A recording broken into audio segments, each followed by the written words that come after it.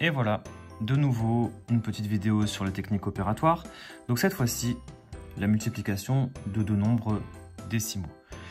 Alors, ici, nous avons donc 346 unités et 9 dixièmes. À côté, on a 2 unités et 54 centièmes. Pour poser cette multiplication, contrairement à l'addition et à la soustraction, je ne suis absolument pas obligé d'aligner les chiffres des unités. Voilà, ce n'est pas obligatoire, ça ne veut pas dire qu'on ne doit pas le faire, ça ne veut pas dire que je suis obligé de le faire non plus, ça veut dire tout simplement que, voilà, soit vous le faites, soit vous ne le faites pas, ça n'a pas d'importance dans la suite des calculs, puisque nous ne sommes pas sur un calcul en colonne, nous sommes sur un calcul multiplicatif.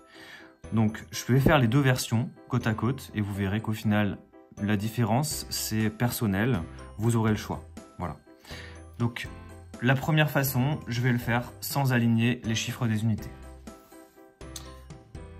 Donc 346 unités et 9 dixièmes multiplié par 2 unités et 54 centièmes. Bien. Avant d'entamer ça, il faut que je sache une chose. Déjà, c'est mes tables de multiplication.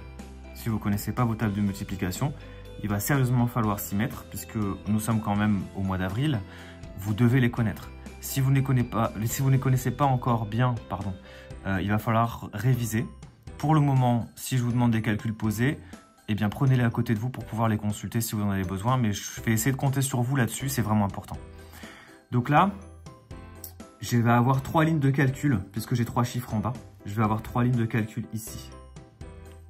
D'accord? C'est comme ça, c'est obligatoire. Vous avez l'habitude normalement de ça. Je vais faire cette multiplication comme s'il n'y avait pas de virgule. Je ne m'en occupe pas, je fais comme si elle n'était pas là. Je fais comme si c'était 3469 multiplié par 254. Donc la première ligne, ça sera ma table de 4. 4 x 9, j'espère que c'est bon pour tout le monde, ça fera 36. Donc je pose mon 6, ma retenue, je la mets sur le côté. 4 x 6, 24. J'ajoute 3, je vais trouver donc 27. Je pose 7, je retiens 2 sur le côté. 4 x 4, 16. Plus 2, 18. Je pose mon 8, je retiens mon 1. 4 x 3, 12. Plus 1, 13. Comme je n'ai plus de chiffres après, je mets l'intégralité du nombre. Voilà pour ma première ligne. Je passe au chiffre d'à côté. Je décale donc d'une colonne en plaçant mon 0. Cette fois-ci, je vais devoir utiliser la table de 5. 5 x 9, 45. Je pose 5 et je retiens 4. 5 x 6, 30, plus 4, 34, je retiens 3. 5 x 4, 20, plus 3, 23, je retiens 2. 5 x 3, 15, plus 2, 17. Vous remarquez que mes retenues ne sont pas forcément organisées.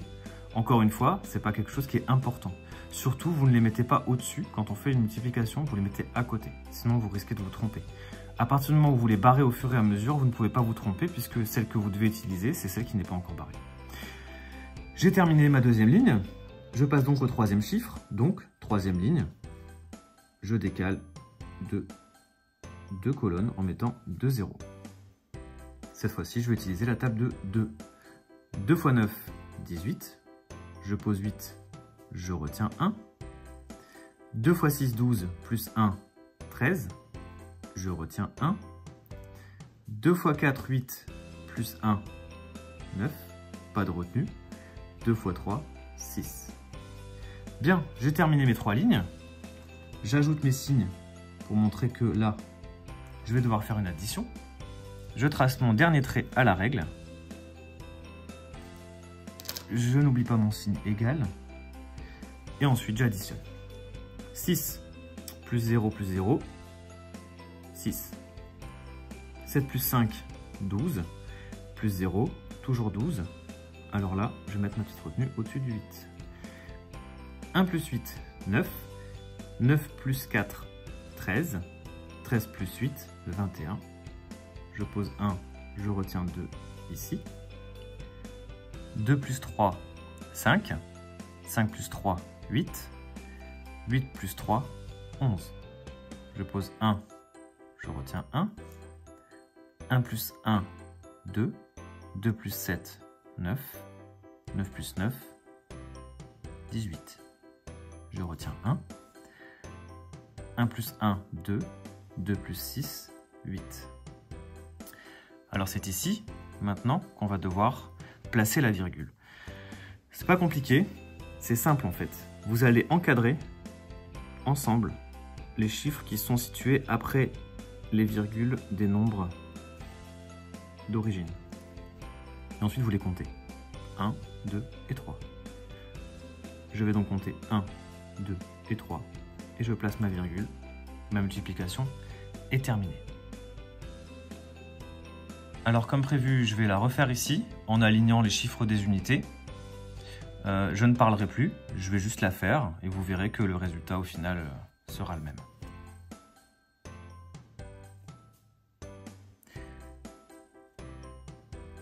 Voilà.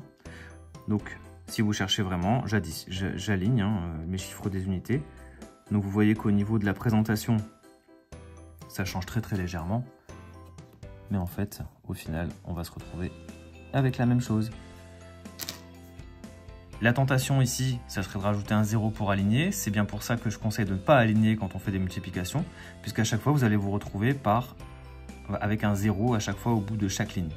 Donc surtout, on n'ajoute pas de 0 quand on choisit d'aligner. On commence, comme ici, par 4 plus 9.